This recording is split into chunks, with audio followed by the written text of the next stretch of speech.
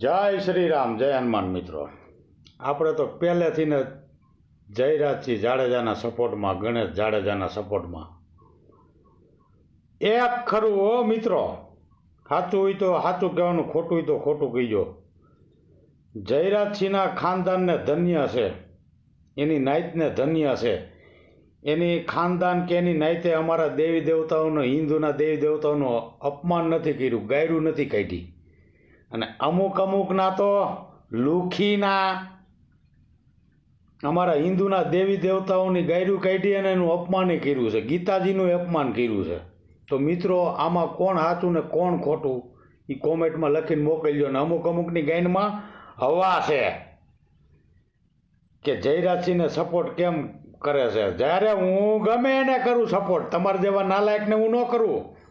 જયરાજસિંહ સાચો માણસ છે, ખુલ્લે આમ હું